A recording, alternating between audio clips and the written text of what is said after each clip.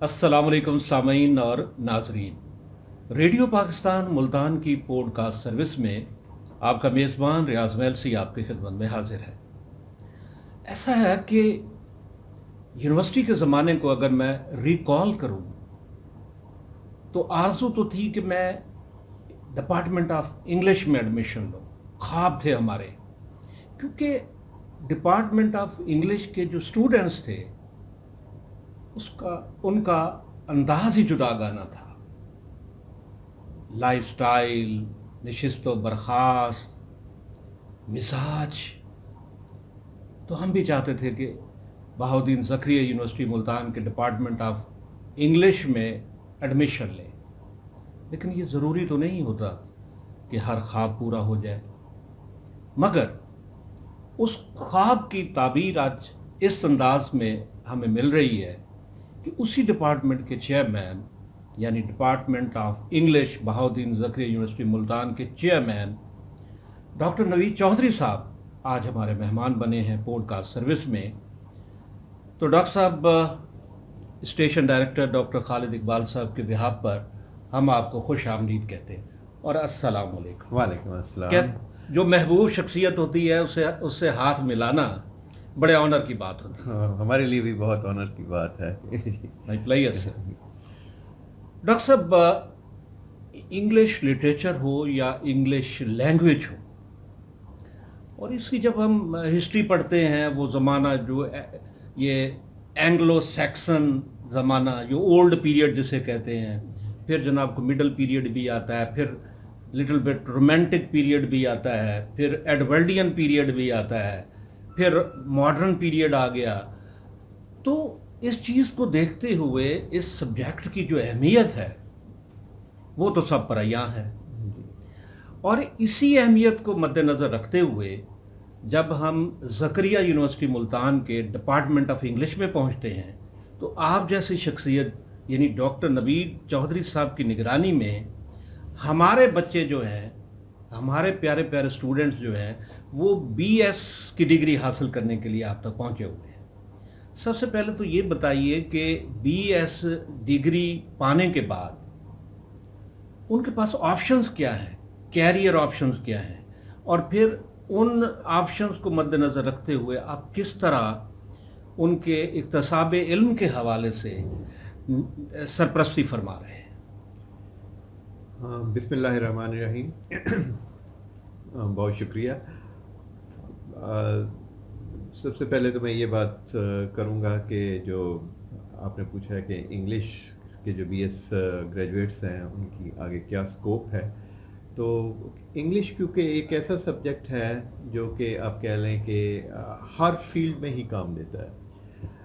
उसकी वजह नेचुरली एक तो ये है कि ये इंटरनेशनल लैंग्वेज है, और इंटरनेशनल लैंग्वेज होने के अलावा हमारा एक जो कॉलोनियल हेरिटेज है उस हवाले से भी इसकी बहुत ज़्यादा अहमियत है।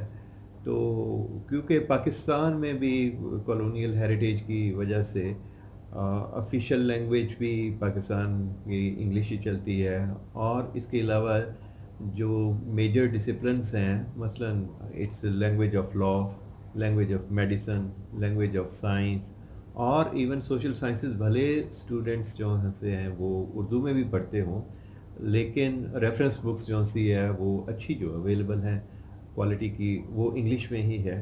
तो इन बहुत सी वजूहात की बिना पर इंग्लिश की जो अहमियत है वो जैसे कॉलोनियल इरा में थी वो उतनी ही आज भी है, क्योंकि इंटरनेशनल सिग्निफिकेंस इसकी अभी भी वहीं खड़ी है जहाँ पर पिछली सदी में थी, बल्कि उससे ज़्यादा ही हो गई है। तो क्योंकि ये मल्टीपल डिसिप्लिन्स में काम देती है, इस वजह से जॉब अपॉर्चुनिटीज़ के हवाले से देखा जाए तो कम्पिटिटिव एग्ज़ाम्स हर जगह आजकल कम्पिटिटिव एग्ज़ाम, पहले तो ब्यूरोक्रेसी के इम्तहान भी पहले तो सिर्फ सीएसएस के एग्ज़ाम्स इंग्लिश में होते थे ना, तो अब जो जो ज़माना आगे की तरफ चल रहा है तो कोई भी जॉब हासिल करनी हो उसके लिए सबसे पहले टेस्ट इंटरव्यू वगैरह होता है, कम्पिटिटिव हो गया। तो जितने भी कम्पिटिटिव एग्ज़ाम्स हैं उनमें जो मीडियम है वो इंग्लिश ही है। تو اس حوالے سے انگلش کا اسکوپ جو ہے وہ بہت زیادہ ہے، اور اس کی اہمیت اس اسکوپ کی وجہ سے جو ہے وہ ہر جگہ ہے.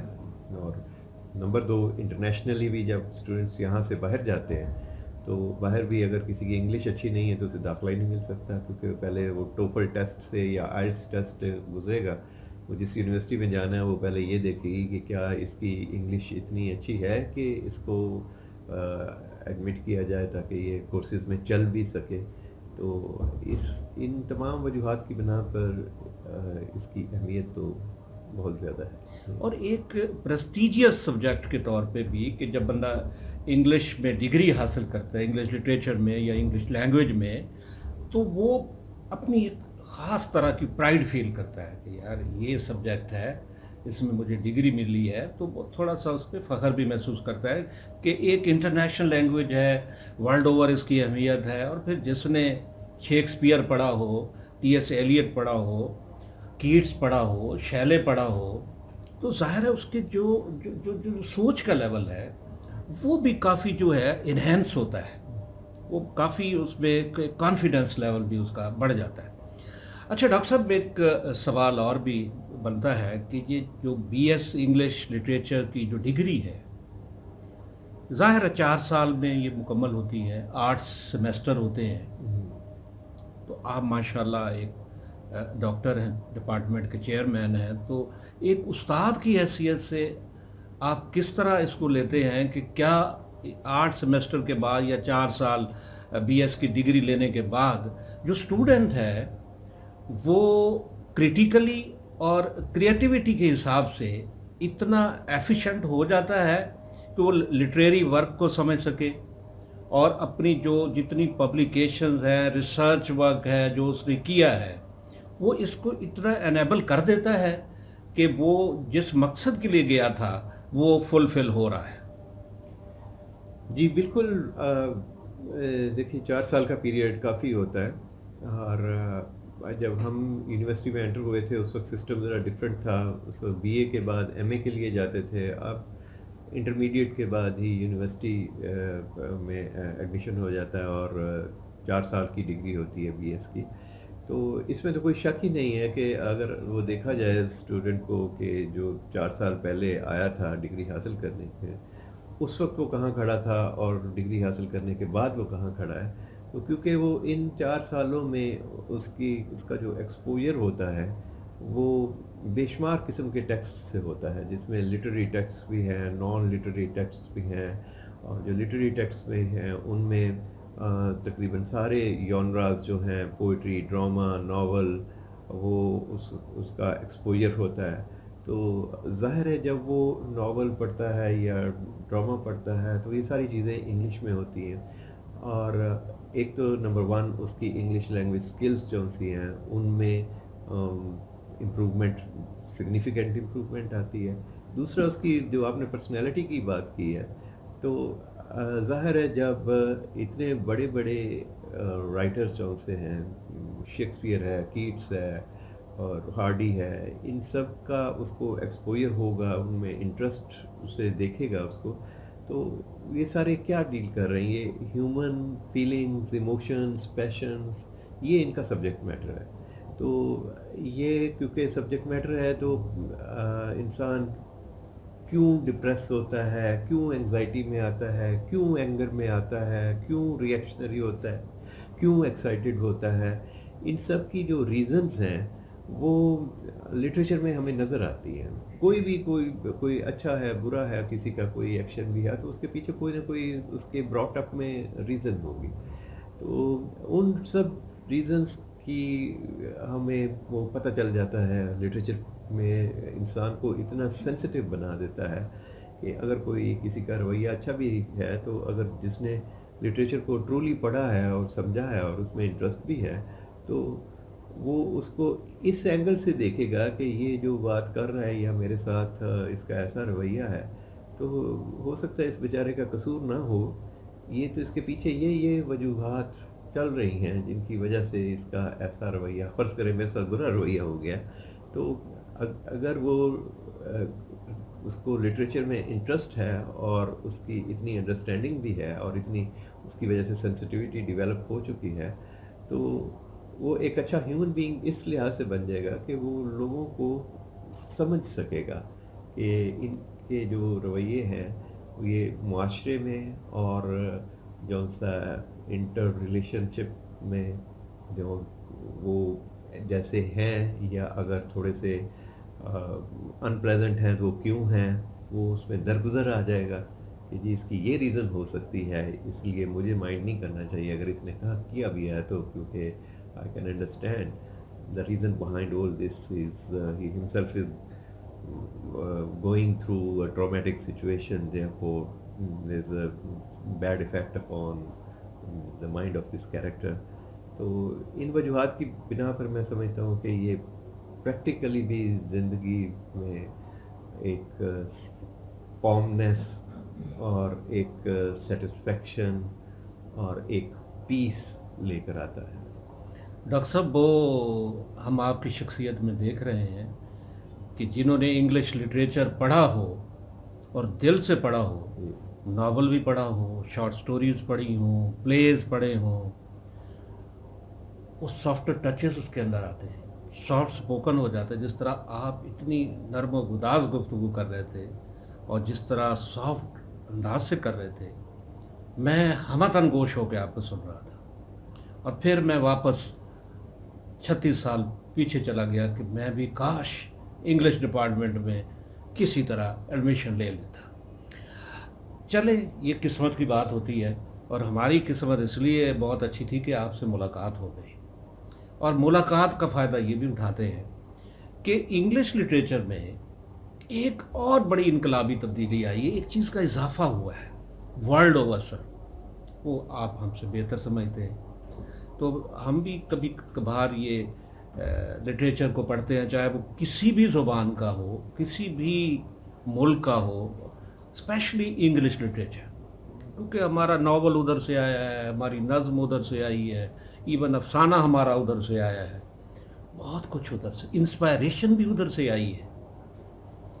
اب ایک چیز آپ ہی کی طرح ایک پڑھی لکھی شخصیت، دانشور شخصیت بتا رہی تھی کہ بھائی جب میں نے بتایا نا کہ ڈاکٹر نوید چودھری صاحب آ رہے ہیں تو I am very much excited. بہت جوش و جذبہ میرے اندر تھا کہ ڈاکٹر صاحب سے ملاقات ہوگی، اور پھر ان کے ڈپارٹمنٹ کے حوالے سے انہوں نے کہا کہ یہ کلچرل ایجوکیشن آئی ہے، یہ ایک نئی چیز ہے. تو یہ کیا ہے، اور انگلش لٹریچر میں کلچرل ایجوکیشن کا جو رول ہے وہ کیا ہے؟ جی، سب سے پہلے تو میں یہ کہوں گا کہ جیسے آپ کہہ رہے ہیں کہ آپ کی بھی خواہش تھی انگلش ڈپارٹمنٹ میں آنے کی، لیکن آپ پولیٹیکل سائنس میں چلے گئے، تو میں یہ کہوں گا کہ ہر ڈسپلن جو سا ہے اس کی بہت زیادہ اہمیت ہوتی ہے. آپ نے پولیٹیکل سائنس میں آئے اور آپ جس طریقے سے ملک و قوم کی خدمت کر رہے ہیں، تو یہ بھی آپ کسی بھی لحاظ سے جو سا ہے اس میں کوئی فرق نہیں ہے کہ انگلش والا زیادہ کر رہا ہے، پولیٹیکل سائنس والا کم کر رہا ہے. تو آپ نے اپنی فیلڈ میں ایکسل کیا ہے اور کر رہے ہیں. اسی طریقے سے کوئی ڈاکٹر ہے وہ اپنی فیلڈ میں کر رہا ہے، کوئی سائنٹسٹ ہے اپنی میں کر رہا ہے، کوئی انگلش میں ہے اپنی میں کر رہا ہے، عربک میں ہے وہ اپنی میں کر رہا ہے. تو معاشرہ تو ملٹی ڈسپلنری ہوتا ہے نا، تو ہر فیلڈ. اور دوسری بات یہ ہے کہ جتنا آپ زیادہ ریڈنگ کرتے ہیں، جتنا پڑھتے ہیں، اتنا آپ زیادہ ملٹی ڈسپلنری ہو جاتے ہیں. آپ نے پولیٹیکل سائنس پڑھی تو آپ کو کہیں نہ کہیں لٹریچر بھی پڑھنا پڑا ہوگا کہ یہ قوم ایسی ہے، اس کا مزاج ایسا ہے، اس وجہ سے یہ پولیٹیکل چینجز آئی ہیں. تو وہاں پر آپ نے دیکھا، یہ بھی پڑھا ہوگا یہ رائٹرز ہیں ان کے. تو اس حوالے سے تو میرا ویو یہ ہے کہ ہر ڈسپلن کی اپنی اہمیت ہے. اور دوسرا جو آپ کے سوال کا حصہ ہے کہ یہ کلچر اینڈ لٹریچر، تو کلچر کا جو ہے وہ آف کورس ایک بہت اہم رول ہوتا ہے. آپ نے شروع میں بات کی کہ انگلش میں مختلف ایجز کے لٹریچرز پڑھے جاتے رہے ہیں، مڈل ایجز کے بھی، پھر رینسنس کے بھی، ایک رومانٹک ایج بھی آئی، وکٹورین ایج آئی ہے.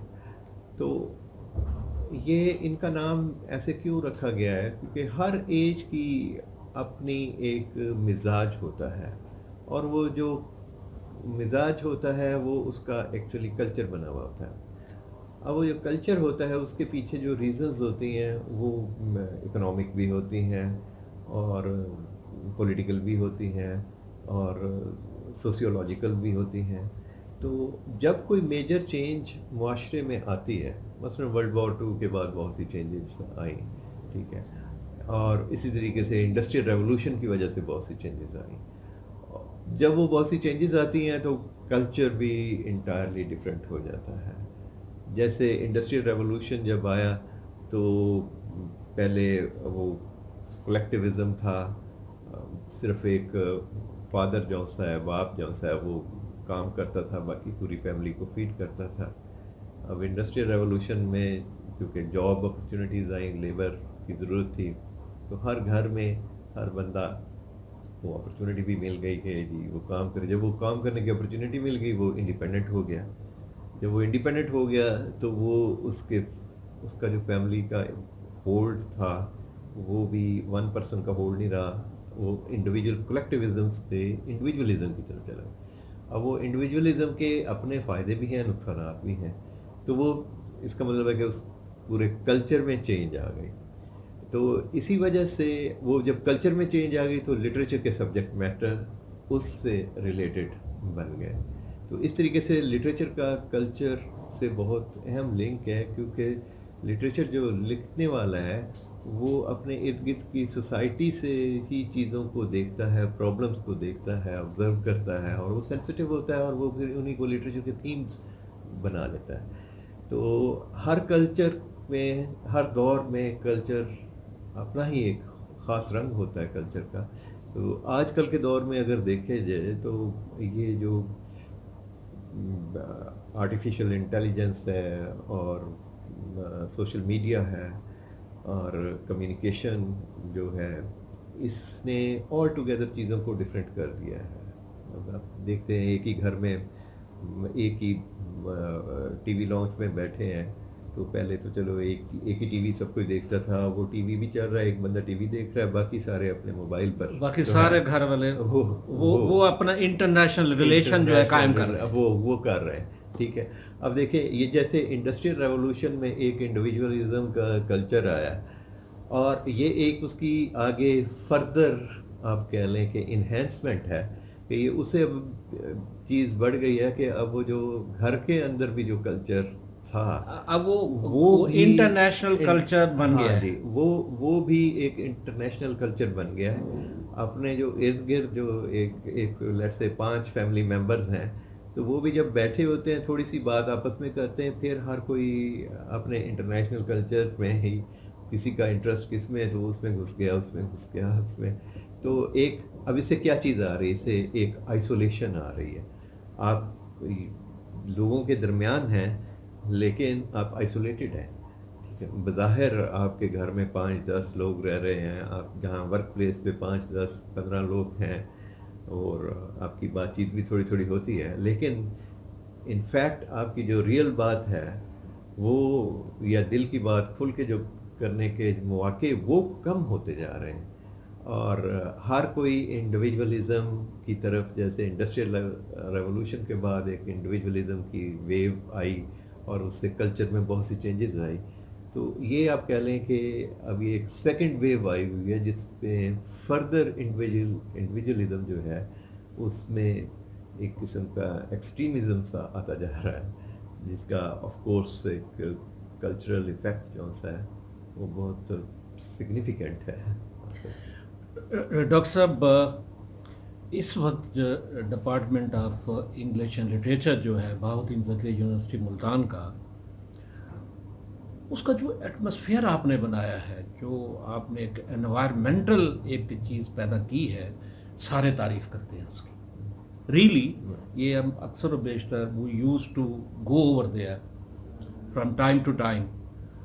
تو یہی کہتے ہیں جی ڈاکٹر نوید چودھری صاحب جب سے چیئرمین بنے ہیں، انہوں نے اسٹوڈنٹس کو ایک تو پیار، محبت اور پریت کے قصے سنا کے ان کو امن کی طرف اور بڑے سموتھلی چلانے کے لیے کام کر رہے ہیں، اور ریسرچ ورک کی طرف آپ کا بڑا دھیان ہے. تو ریسرچ بہت ضروری ہوتی ہے کسی بھی اسٹوڈنٹ کے لیے، اور سرٹن سبجیکٹ کے حوالے سے ہم یہ سوال آپ سے پوچھنا چاہیں گے کہ ریسرچ ورک پر آپ کس طرح ایک موٹیویٹ کر رہے ہیں اپنے اسٹوڈنٹس کو کہ بھئی یہ بہت ضروری ہے. یہ اس سے ایک تو کمپیریٹیو اسٹڈی بھی ہو جاتی ہے، اور جو ویژن ہے ایک اسٹوڈنٹ کا وہ بھی ایکسپینڈ ہوتا ہے. ذرا اس حوالے سے بتائیے گا. ریسرچ بیسیکلی انویسٹیگیشن ہوتی ہے کہ کسی چیز میں آپ اندر جا کے ڈیپلی دیکھ کے اور کوئی کسی ایک اپنی نیش یعنی کہ ایک گیپ تلاش کر کے کہ پہلے اس چیز پہ کام نہیں ہوا ہے، انوویٹیولی کسی چیز پہ کام کریں. تو کیونکہ یہ ایک ایسی مینٹل فیکلٹی کو ٹرین کرتی ہے اور امپروو کرتی ہے اور انہینس کرتی ہے، جو کہ آگے چل کے چیزوں میں صرف فیکچول انفارمیشن گین کرنے کی ٹینڈنسی کی بجائے چیزوں کو انالیٹیکلی اور انوویٹیولی دیکھنے کا ایک انداز جہاں سی ہے وہ سکھاتی ہے. اس لیے اس کی اہمیت بہت زیادہ ہے. ویسٹرن ورلڈ نے تو بہت دیر پہلے شروع کر دیا تھا، ہمارے ہاں یہ لیٹ شروع ہوا ہے، اور وہاں تو اسکولس میں بھی ریسرچ پروجیکٹس چھوٹے چھوٹے دیے جاتے ہیں. تو ہم نے اپنے ڈپارٹمنٹ میں ایک تو یہ ہے کہ جتنے بھی ہمارے ریسرچ پروگرامس ہیں، ایم فل اور پی ایچ ڈی، ان میں تو خیر ریسرچ ہوتی ہی ہے، لیکن ایون بی ایس لیول پر بھی ابھی جو نئی ہم نے پالیسی انٹروڈیوس کروائی ہے اس میں بھی ریسرچ کا ایک سبجیکٹ کمپلسری ہو گیا ہے. یعنی کہ ہر اسٹوڈنٹ نے ایک ڈسرٹیشن کیپسٹن پروجیکٹ کے نام پر وہ ان کے لیے کرنا لازمی ہوگا. تو اس کی اہمیت جو سی ہے وہ جب تک ریسرچ نہیں ہوگی تو پاکستان تو کچھ نہیں کر سکے گا.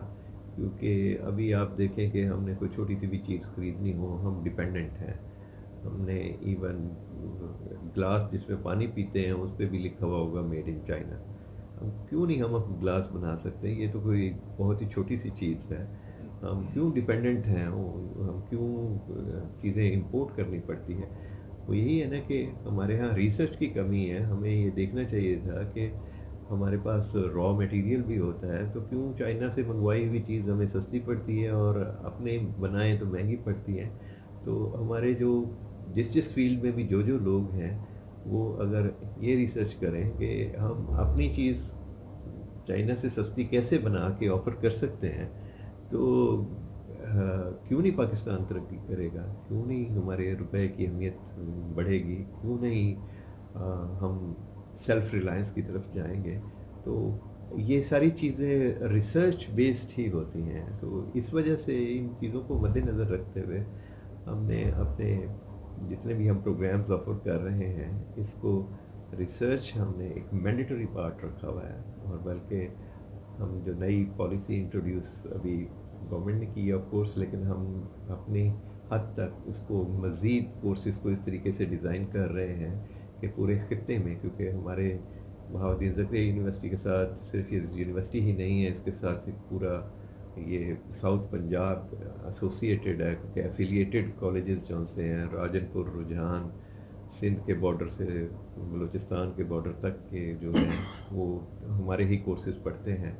تو ہم نے کورسز میں یہ چیز امپلیمنٹ کی ہے کہ میتھڈولوجیکل ایشوز جو ہیں ان کو بھی ٹیچرز اس طریقے سے ایڈریس کریں کہ ریسرچ اورینٹیڈ، انوویشن اورینٹیڈ اور کریٹیوٹی اورینٹیڈ جو سے ہیں وہ کورسز انٹروڈیوس کروائے جائیں اور ان کی امپلیمنٹیشن کروائی جائے.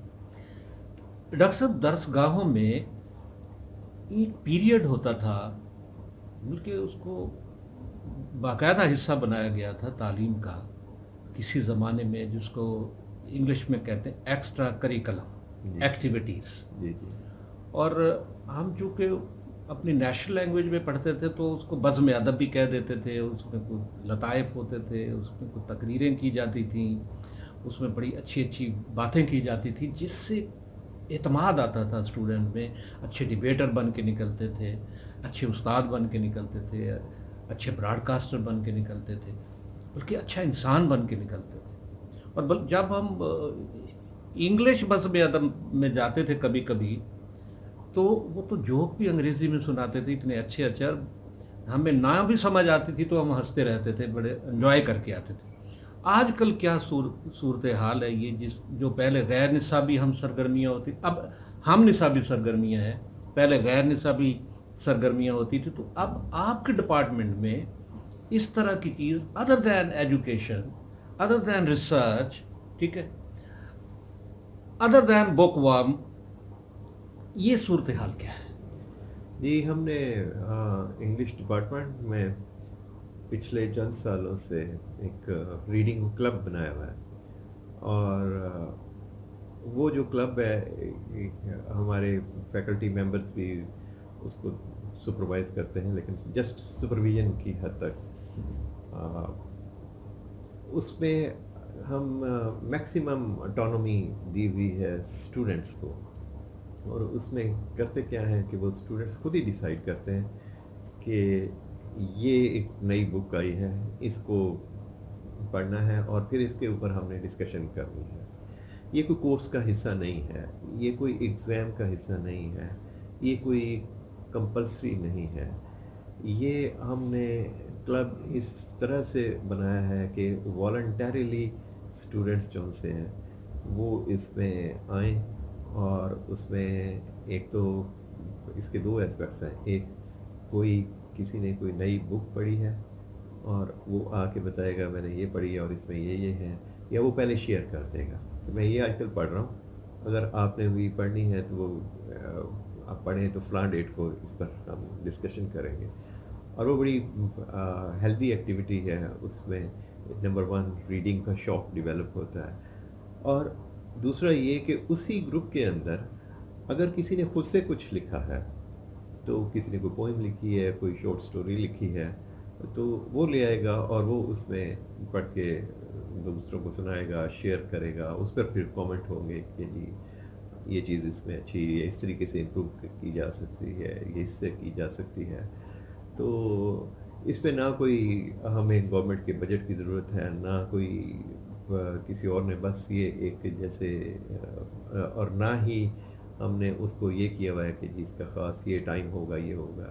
یہ اسٹوڈنٹس کو ہی اٹانومی دی ہوئی ہے تاکہ وہ خود سے ہی ڈیسائیڈ کریں. ایک ٹائم فکس کرتے ہیں, اس ڈیٹ کو یہ ایونٹ ہوگا, یہ بک, اس بک پر جو سے ہے نا ڈسکشن ہوگی, اور وہ بڑی ہیلدی, بڑی انٹرسٹنگ ڈسکشن ہوتی ہے. ہم 1-2 ٹیچرس جو سے ہیں فیکلٹی ممبرس, وہ اس کو سپروائز صرف اس وجہ سے کرتے ہیں کہ جی یہ دیکھا جائے کہیں کوئی ٹریک سے نکل نہ جائیں, یا جیسے ہمیں تھوڑی سی ایڈمنسٹریٹیولی دیکھنی پڑتی ہیں چیزیں. تو یہ جیسے آپ بات کر رہے ہیں پرانی بزم ادب اور اس قسم کی چیزیں, تو ابھی ہم نے یہ انٹروڈیوس کروائی ہوئی ہیں, اور میرا خیال ہے کہ ہم اس کو سوشل میڈیا پر بھی زیادہ سے زیادہ اس کو پاپولرائز کریں گے, تاکہ اور لوگ بھی جو پاسٹ اسٹوڈنٹس ہیں وہ بھی اس میں انٹر ہو سکیں, کیونکہ آج کل تو سوشل میڈیا کا دور ہے, اس پہ بہت زیادہ. بڑی اچھی بات ڈاکٹر صاحب آپ نے کی کہ سوشل میڈیا کا دور ہے, جی جی ٹیکنالوجی کا دور ہے. جی جی تو کیا ایسا بھی بہاؤالدین ذکری یونیورسٹی ملتان کے department of English literature and English language میں ہے کہ ٹیکنالوجی سے بھی مدد لے کر اسٹوڈنٹس کو ایڈوکیٹ کیا جائے, تاکہ وہ زیادہ سے زیادہ کہتے ہیں کہ ویل اکوپڈ ہو کے اتنی بڑی اور اتنی نامور درسگاہ سے فارغ و تحصیل ہو کے جائے؟ تو ٹیکنالوجی کی مدد جو ہے وہ لی جا رہی ہے؟ جی بالکل. ایک تو میں اس میں یہ کہوں گا کہ اس کی یہ تو ایسی چیز ہے جس طرح کھانا کھانا ضروری ہے, آج کل کے دور میں یہ بھی اتنی ہی ضروری ہے. آپ اسے فارملی کریں نہ کریں, لیکن ہمارے اسٹوڈنٹس ماشاءاللہ خود بھی ہاتھ پاؤں اتنے مار لیتے ہیں کہ خود سے, اگر گورنمنٹ کے پاس ظاہر ہے جاب اپرچونیٹیز لمیٹڈ ہوتی ہیں, تو اب ہمارے بہت سے اسٹوڈنٹس ایسے ہیں جو کانٹینٹ رائٹنگ کر رہے ہیں. اب کانٹینٹ رائٹنگ کیا ہے؟ یہ باہر کے لوگ جو ہیں وہ کیونکہ خود اتنا کام نہیں کر سکتے تو وہ زیادہ ہمارے تھرڈ ورلڈ کنٹریز میں وہ دے دیتے ہیں, اور ہمیں فائدہ یہ ہوتا ہے کہ ہماری جو یوتھ ہے اس کو امپلائمنٹ مل جاتی ہے, فورن ایکسچینج بھی آتا ہے, تو یہ بھی بہت بڑا فائدہ ہے. اب کل ہی میرا ایک اسٹوڈنٹ وہ بتا رہا تھا, وہ ہے ابھی اسٹوڈنٹ ہی ہے وہ, تو کہتا جی میں جاب بھی کر رہا ہوں. میں نے کہا کہاں جاب کر رہے ہو؟ کہتا میں ایک کال سینٹر میں جاب کرتا ہوں. اس نے یہاں سے کر لیا ہے, ایک پیپر اس کا رہتا تھا, اس کے لیے وہ دوبارہ آیا. تو میں نے کہا کتنی ارننگ کر لیتے ہو؟ کہتا کہ جی 80-90,000 مجھے ہو جاتی ہے. تو میں نے اس سے کہا کیا کام ہے؟ کہتا جی کہ وہ کمپنی ایک ہے, وہ اس میں جو کمپنی کی سروسز جیسے پرووائڈ کرتی ہے, آفٹر سیلز سروسز, تو ہمیں کسٹمرز جو ان سے ہیں وہ ویسٹرن کمپنی ہے, کوئی امریکہ یا انگلینڈ کی, تو وہ فون کرتے ہیں نا کمپنی کو, تو وہ وہاں سے امریکہ سے فون کرتے ہیں, تو پک میں کرتا ہوں کال, اور میرے پاس ساری انفارمیشن ہوتی ہے, کوئی پروڈکٹ کے بارے میں کیسے یوز کرنی ہے یا کوئی کمپلینٹ ہے, تو میں ان کے سوالات کا جواب دیتا ہوں. تو میں نے کہا تمہاری سیلری کتنی بن جاتی؟ کہتا میری سیلری تقریباً 80-90,000 بن جاتی پر منتھ پر منتھ بن جاتی ہے. میں نے کہا اب دیکھیں وہ گورنمنٹ میں جائے کسی جاب پر تو وہ سٹارٹ شاید 80-90,000 تو اسے نہ ملے, یا کوئی بھی اور جاب, تو یہ اس نے خود ہی ہاتھ پاؤں مار کے ایک. اسی طریقے سے کانٹینٹ رائٹنگ میں بھی مختلف ویب سائٹس ہیں, وہاں جاتے ہیں, وہاں پر جابس اویلیبل ہیں. جی آپ نے یہ انگلش کی کسی نے باہر لیٹ سے کسی ملک میں کوئی ویب سائٹ, کوئی بزنس کمپنی بنوا رہی ہے, اب اس نے ویب سائٹ کا جو کانٹینٹ لکھنا ہے اس کے لیے کوئی انگلش کا رائٹر چاہیے, تو وہ جو ہمارے گریجویٹس ہیں یا ایون اسٹوڈنٹس جو ہیں وہ اپنی سروسز آفر کرتے ہیں, وہ لکھ دیتے ہیں اور ان کو ان کے جو ان سے پیسے مل جاتے ہیں, یعنی کہ دے اسٹارٹیڈ ارننگ. اور یہ دیکھیں اس میں نہ کسی بڑے شہر کی ضرورت ہے, نہ کسی آفس جانے کی ضرورت ہے. ایون ہمارے جو سب کیمپسز ہیں, مجھے ایک سب کیمپس کا ایک فیکلٹی ممبر ہمارا انگلش ڈپارٹمنٹ کا وہ بتا رہا تھا کہ لودھنا کیمپس حالانکہ سمجھا جاتا ہے کہ جی وہ بیکورڈ ایریا یہ ہے, وہ وہاں کے اسٹوڈنٹس کافی ارننگ کر رہے ہیں تھرو کانٹینٹ رائٹنگ, انگلش کے جو اسٹوڈنٹس ہیں. تو یہ جو آپ نے بات کی کہ ٹیکنالوجی کس حد تک اس میں ہیلپ فل ہے یا اس کو یوز کر رہے ہیں, تو اس کا دن بدن یوز بڑھتا جا رہا ہے. آپ کے ڈپارٹمنٹ کے اسٹوڈنٹس نے ہمیشہ سپر کارکردگی دکھائی ہے, اور very very nice to meet you and it's very nice to have you over here, sir. Best wishes for you, for your department and for your students as well, sir. Very nice to meet you too as well. My Thank pleasure. you very much. 5 minute کا portion وہ personal حوالے سے کر دیں. Doctor صاحب ایک سوال یہ بھی بنتا ہے کہ آپ اپنی ذاتی زندگی میں جو ایفرٹس کی, اپنے علاقے کے بارے میں بتائیے, اور اپنے ایجوکیشن کے بارے میں بتائیے, اپنے اسٹرگل کے بارے میں بتائیے, کیونکہ جو دوست ہمارے پاس ممتاز اور معروف شخصیات آتی ہیں, ایک سمجھنا چاہیے کہ ایک انسپائریشن ہوتی ہے دیکھنے والوں اور سننے والوں کے لیے کہ یہ جو بڑی شخصیت مہمان بن کے آئی ہیں, انہوں نے کس طرح کی اسٹرگل کی, کس علاقے سے تھے, کیسے primary school, high school, college, university, پھر پروفیشنل لائف, وہ سننا اور دیکھنا چاہتے ہیں. جی میں I was born and raised in Multan, اور میری جو فرسٹ اسکول تھا وہ Saint Mary's convent high school Multan میں جو ہے, وہاں سے میں نے اسٹارٹ کیا. پھر وہ کلاس 3 تک ہوتا تھا لڑکوں کے لیے, اور لڑکیوں کا میٹرک تک ہوتا تھا. تو 3 کے بعد پھر لاسال ہائی اسکول ملتان میں اس میں شفٹ ہو گئے.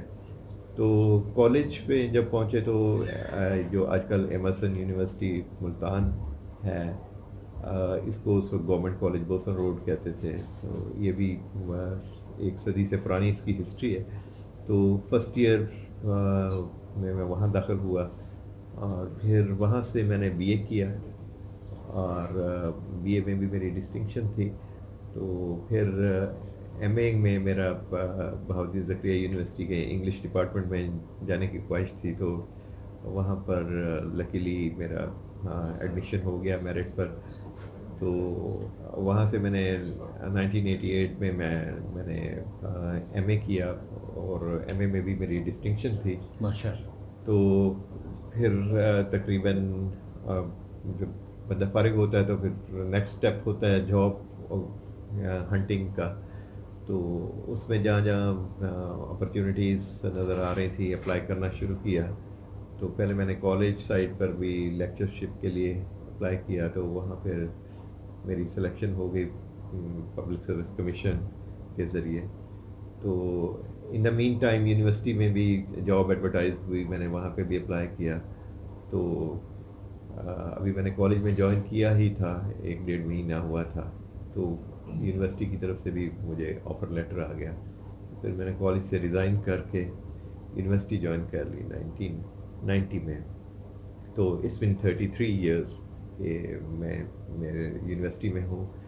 اور پھر یونیورسٹی میں آنے کے بعد میں نے سب سے پہلے تو جب جوائن کیا اس کے بعد ایک برٹش کونسل ڈپلومہ کرواتی تھی, وہ لاہور میں کنڈکٹ کرواتی تھی. Higher education commission of Pakistan in collaboration with the British council. وہاں بہت زیادہ برٹش یونیورسٹی کے پروفیسرز ہی تھے جو اس کو کنڈکٹ کرتے تھے. تو وہ کیا. اس کے بعد پھر واپس آیا, وہ لاہور میں ہوا تھا, وینیو تھا. تو اس کے بعد پھر واپس آیا کچھ عرصہ واپس ڈپارٹمنٹ میں, انگلش ڈپارٹمنٹ میں. انگلش لینگویج سینٹر ہوتا تھا اس وقت, اس میں پڑھاتا رہا. پھر یونیورسٹی آف ایڈنبرا یو کے میں جب میں پہلی دفعہ انگلینڈ گیا تو وہاں ایک کورس کیا تھا teacher training and English language skills کے بارے میں. تو اس کے بعد پھر آ کے میں پی ایچ ڈی میں رجسٹرڈ ہو گیا یہاں پر. اور پی ایچ ڈی میں جب رجسٹرڈ تھا تو میرا پھر فل برائٹ اسکالرشپ کی ایڈورٹیزمنٹ آئی, میں نے اس پر اپلائی کیا تو میرا فل برائٹ اسکالرشپ امریکہ کے لیے ہو گیا. تو وہ آئی فیلٹ لکی کہ اتنا پریسٹیجیس ایوارڈ مجھے مل گیا. تو پھر میں امریکہ یونیورسٹی آف پٹسبرگ پینسلوینیا میں وہاں پہ as a Fulbright scholar and department of law and department of linguistics کے ساتھ ایسوسیٹیڈ رہا.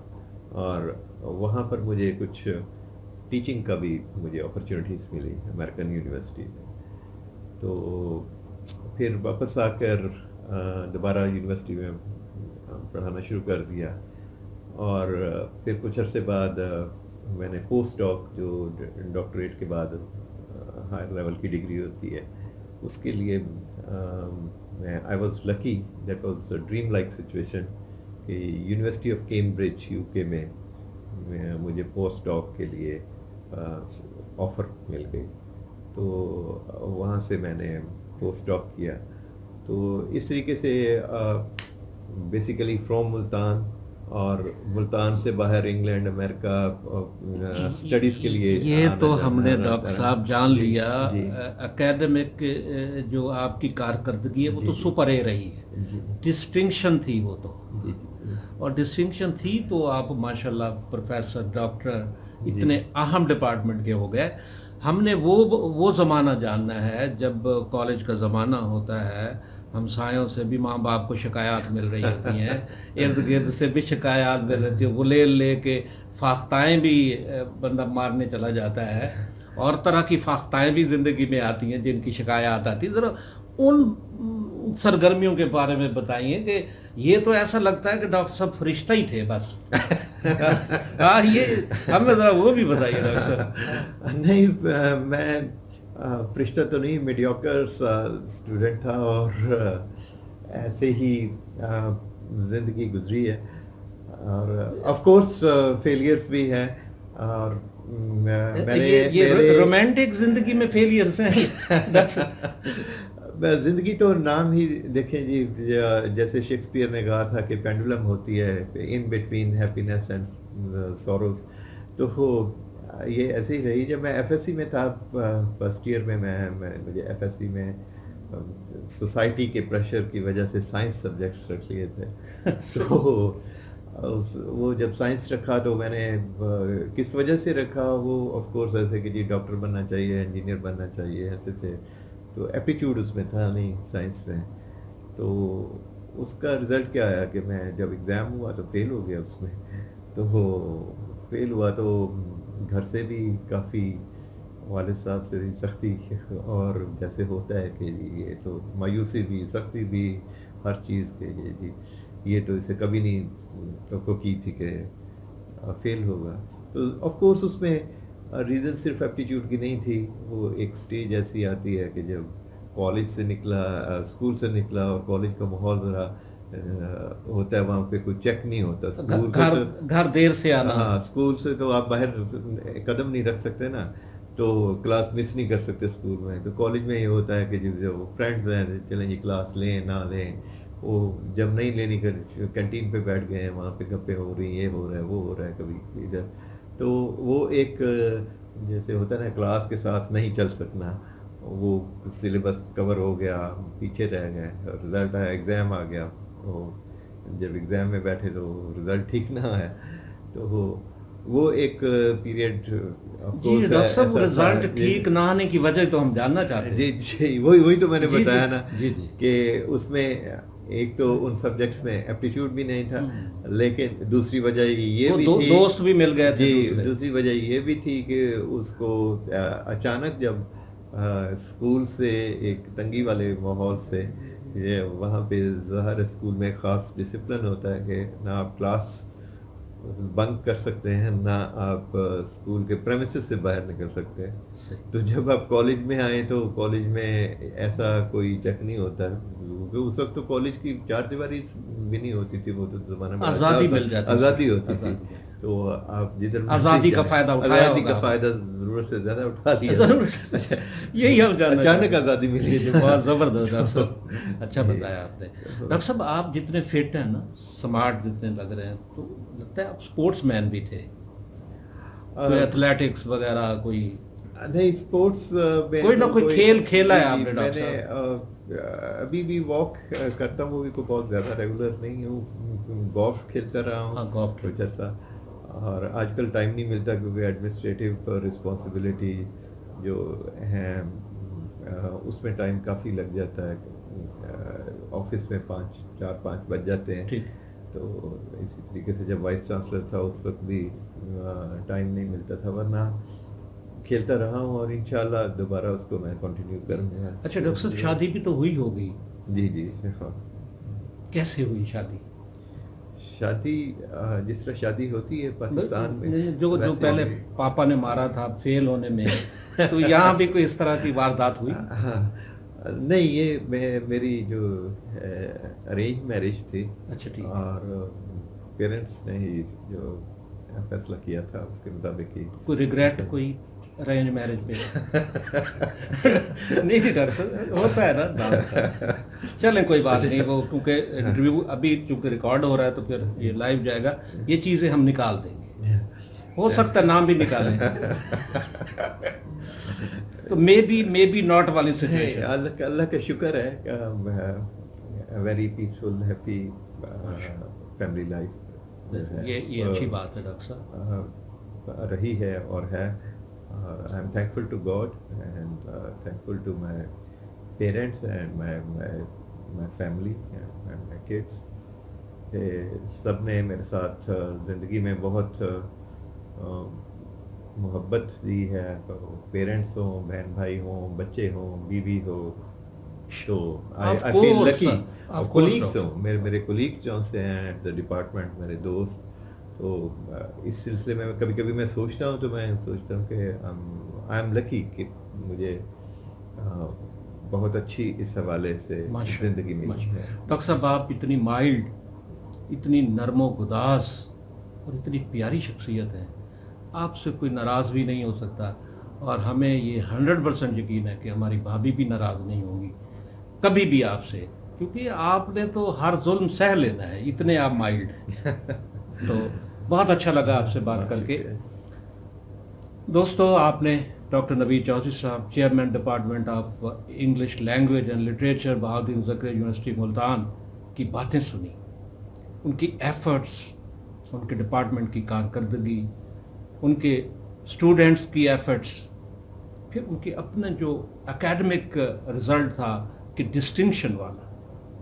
ہر بندہ زندگی میں کامیابی حاصل کر سکتا ہے ڈاکٹر صاحب کی طرح، اس کے لیے محنت کرنی پڑتی ہے، اس میں ایفرٹ کرنی پڑتی ہے، جی جان سے انسان کو محنت کرنی پڑتی ہے، تب جا کے ڈاکٹر نوید چودھری جیسی شخصیت جو ہے وہ پروان چڑھتی ہے۔ یہ مقام ہم سب حاصل کر سکتے ہیں، آپ بھی حاصل کر سکتے ہیں، اس کے لیے محنت محنت محنت بہت ضروری ہے۔ اسی پر آج کی پوڈ کاسٹ مکمل ہوتی ہے۔